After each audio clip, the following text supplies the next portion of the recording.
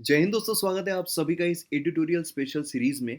तो अभी जैसे हाल ही में यूपीएससी मेंस हुई है, तो उससे तो आपको अंदाज़ा लग गया होगा कि क्या इम्पोर्टेंट है और कितना डिटेल में पढ़ना किस टॉपिक को ये इम्पोर्टेंट है। अगर अभी भी आपको नहीं समझा है, तो आपको बहुत ज़्यादा ज़रूरत है एक पर्सनल ट्रेनर की, मेरा मतलब है पर्सनल गाइडेंस की।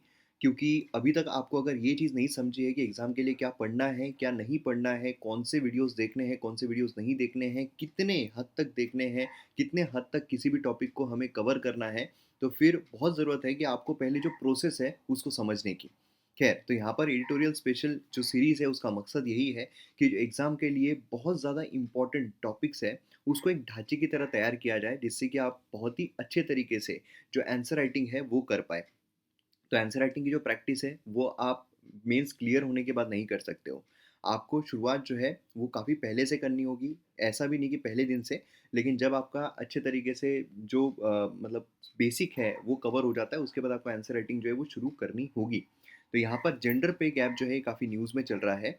तो ये अगर हम एग्जाम पर्सपेक्टिव से देखते हैं तो GS paper 2 issues relating to development and management of social sector services, plus यहाँ पर अगर हम सोशल इश्यूज देखते हैं तो उस पर भी काफ़ी ज़्यादा इंपॉर्टेंट हो जाता है, क्योंकि महिलाओं के ऊपर जो क्वेश्चंस हैं वो अक्सर एग्जाम में पूछे जाते हैं। तो चलिए शुरू करते हैं। अब यहाँ पर आप देख सकते हो कि द हिंदू जो है उसमें एक आर्टिकल आया था कि the gender pay gap hard truths and action needed. तो इसके बलबूते पर हम यहाँ पर सही तरीके से जो पॉइंट्स हैं वो कवर करेंगे, प्लस जो आंसर राइटिंग के लिए हमारे लिए जो इम्पोर्टेंट है उस तरीके से हम यहाँ पर कवर करेंगे, जिससे कि आपके पास एक अच्छा खासा ढांचा जो है वो बन जाएगा। जो पीडीएफ है वो आपको मयूर मोगरे टेलीग्राम चैनल से मिल जाएगी, तो इस पर आप फॉलो कीजिए। अब देखिए, वीडियो शुरू करने से पहले एम अकेडमी ऐप अगर आपने डाउनलोड नहीं किया है तो ज़रूर कीजिए। यहाँ पर आपको यूपीएससी से रिलेटेड, बाकी स्टेट पे से रिलेटेड ज़बरदस्त कोर्सेज देखने को मिलेंगे। ज़बरदस्त मैं इसलिए बोल रहा हूँ क्योंकि प्रूफ आपके सामने होता है जब भी एग्ज़ाम होती है। तो जो भी यहाँ पर कंटेंट है वो किस तरीके से आया है एग्ज़ाम में, उससे ही आप जज करते हो।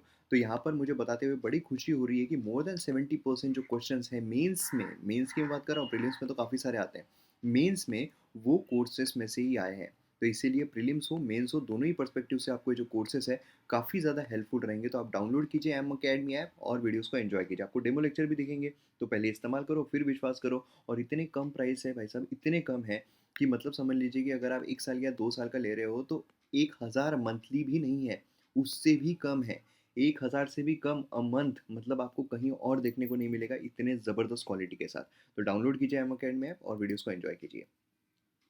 तो अब यहाँ पर न्यूज़ देखते हैं। न्यूज़ बेसिकली ये है कि world economic forum gender parity ranking अगर हम देखते हैं तो इंडिया जो है उसका 135th स्पॉट देखने को मिलता है आउट ऑफ 146 कंट्रीज। तो इससे आप अंदाज़ा लगा सकते हो कि हम जेंडर गैप में कितना पीछे हैं। मतलब अगर आप देखो तो हम सिर्फ 11 रैंक आगे हैं तालिबान रूल्ड अफगानिस्तान से, वह जहाँ पर जो महिलाएं हैं उनको बिल्कुल भी आज़ादी नहीं दी जाती है। मतलब उनको स्कूल्स अटेंड करने नहीं दिए जाते हैं। स्टिल अगर आप देखोगे हम उनसे सिर्फ 11 पायदान आगे हैं। तो ये काफ़ी एक वरीसम जो है वो क्रिएट करता है ना? तो इसीलिए इसको सॉर्ट करना यहाँ पर बहुत ज़्यादा ज़रूरी हो जाता है। अब देखिए यहाँ पर अगर हम बात करते हैं इंडिया का जेंडर पे गैप, ये हाईली यहाँ पर कंपेयर किया जाता है इंटरनेशनल लेवल पर। और अगर आप देखो तो हमें प्रोग्रेस जो है वो भी ज़रूर देखने को मिली है। मतलब महिलाएं जो है, अगर हम 1993-94 की बात करते हैं तो उस समय पर 48% कम अर्न करती थी। ठीक है? मतलब समझ लीजिए कि अगर यहाँ पर 100 रुपीज़ जो है वो अगर एक मेल को मिल रहे हैं, तो इससे 48 रुपीज़ कम जो है वो यहाँ पर महिलाओं को दिया जाता था। कब? 93-94 में। लेकिन ये जो गैप है अब ये रिड्यूस हो गया है 28% पर 2018-19 में। तो मतलब ये एक चीज़ अच्छी है कि भाई पहले यहाँ पर 100 रुपीज़ पे 48 रुपीज़ कम मिलते थे, अब यहाँ पर सिर्फ 28 रुपये जो है वो कम मिलते हैं। लेकिन ये भी कम क्यों मिल रहे हैं? दोनों ही जो है वो इंसान है, दोनों ही सेम तरीके का काम कर रहे हैं, दोनों ही सेम डेडिकेशन दे रहे हैं, दोनों ही सेम तरीके से टाइम दे रहे हैं, तो फिर यहाँ पर मेल को ज़्यादा क्यों और महिलाओं को कम क्यों पैसे दिए जा रहे हैं? ये यहाँ पर सबसे बड़ा मुद्दा जो है वो उठता है। अब देखिए यहाँ पर डेटा सजेस्ट करता है कि यहाँ पर जो गैप वाइडन हो रही है, ठीक है? और यहाँ पर वाइडन हमें देखने को मिल रही है, और जो महिलाओं के वेजेस है ये डिक्रीज़ होने की वजह से या मेल के वजह से इंक्रीज़ होने की वजह से? क्योंकि जो गैप है बेसिकली यहाँ पर मेल है, यहाँ पर फीमेल है, अगर इन दोनों की गैप जो है वो इंक्रीज़ हो रही है, तो हो सकता है इनको ज़्यादा दे रहे हो, इनको उतना ही रख रहे हो। लेकिन नहीं, यहाँ पर उल्टा हो रहा है। यहाँ पर क्या हो रहा है, जो महिलाएँ हैं उनके वेजेस डिक्लाइन हो रहे हैं एज़ कम्पेयर टू मेल के राइज़ हो रहे हैं। मेल के उतने ही है, फीमेल्स के डिक्रीज़ जो है वो हमें होते हुए देखने को मिल रहे हैं, और इसीलिए ये एक डिस्क्रिमिनेशन का मुद्दा जो है बन जाता है।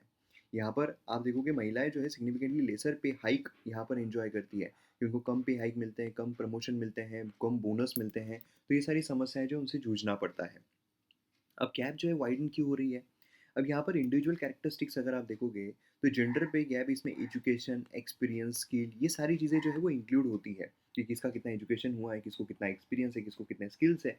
लेकिन सिग्निफिकेंट पार्ट जो है इस गैप का वो हमें जेंडर डिस्क्रिमिनेशन जो है वो देखने को मिलता है और इसीलिए चर्चा का मुद्दा बन गया है। अगर आप बोलोगे कि भाई फीमेल जो है उनकी स्किल्स कम है एज़ कम्पेयर टू मेल इसलिए इनको ज़्यादा दिया जा रहा है, तो यहाँ पर बात खत्म हो जाती थी। लेकिन यहाँ पर gender discrimination, same skill, same education, same experience होने के बावजूद यहाँ पर महिलाओं को कम पैसे दिए जा रहे हैं एज़ कम्पेयर टू मेल, और यहीं पर मुद्दा जो है वो शुरू होता है। जेंडर बेस्ड डिस्क्रिमिनेशन प्रैक्टिस जो इसमें क्या है, लोअर वेजेस पे किए जाते हैं इक्वल वैल्यू ऑफ वर्क के लिए। सेम वैल्यू ऑफ वर्क है फिर भी कम पैसे दिए जा रहे हैं। अंडर वैल्यूएशन जो है काम का वो यहाँ पर किया जाता है, मेनली यहाँ पर वुमेन डोमिनेटेड जो है उस ऑक्यूपेशंस में। मदरहुड पे गैप जो है वो हमें देखने को मिलता है, लोअर वेजेस जो है मदर्स को दिए जाते हैं as compared to non mothers. है ना, एक एक साइकोलॉजी बन चुकी है कि यार जो मदर्स हैं उनको यहाँ पर मतलब वो बच्चों में ज़्यादा रहेंगे, इतना डेडिकेटेडली नहीं दे पाएँगे, तो उनको कम वेजेस जो है वो प्रोवाइड, तो ये सारी चीज़ें हमें देखने को मिलती है। इवन जो प्रमोशंस है वो भी काफ़ी लेट डिले किए जाते हैं। पेंडेमिक जो है डिसप्रपोर्शनेट इफ़ेक्ट यहाँ पर डाल दिया है वुमेन एम्प्लॉइज़ के ऊपर। मतलब इनकम, जॉबलेस अगर आप देखोगे तो ये काफ़ी ज़्यादा इंक्रीज़ हुए हैं। क्यों? क्योंकि यहाँ पर आप देखोगे तो पेंडेमिक की वजह से काफ़ी हार्ड हिट हुए हैं अलग-अलग सेक्टर्स। है ना? और समझ लीजिए कि जहाँ पर महिलाएँ जो है higher representation in sector that were worst hit by the pandemic. दूसरा यहाँ पर आप देखोगे तो जेंडर डिवीज़न जो है, फैमिली रिस्पॉन्सिबिलिटीज़ यहाँ पर काफ़ी ज़्यादा बढ़ गई महिलाओं की, क्योंकि घर पे थे तो यहाँ पर काम घर का कौन करेगा, है ना? देन उसका चाइल्ड केयर जो है ये यहाँ पर बढ़ गया, जो एल्डरली है उनको भी यहाँ पर सँभालो। तो ये सारी समस्याएँ जो है वो हमें यहाँ पर देखने को मिली है। देन उसके बाद स्टेप्स यहाँ पर जो लिए गए हैं गवर्नमेंट की तरफ से। देखिए लेजिस्लेटिव मेजर्स की अगर हम बात करते हैं तो जेंडर पे गैप, स्पेशली जो वे मिनिमम वेज एक्ट है, इक्वल रिम्यूनरेशन एक्ट है, कोड ऑफ वेजेस है, ये सारी चीज़ें यहाँ पर गवर्नमेंट के द्वारा लाई गई। देन उसी के साथ-साथ अगर हम मनरेगा देखते हैं तो मनरेगा ने भी काफ़ी ज़्यादा हेल्प किया है ना? वहाँ पर सही पैसे देने के लिए। देन मैटरनिटी बेनिफिट एक्ट जो है वो लाया गया है, अमेंड किया गया है, जिससे 12 वीक्स की जो पहले छुट्टियाँ दी जाती है अब उसको 26 वीक्स जो है वो कर दिया गया है।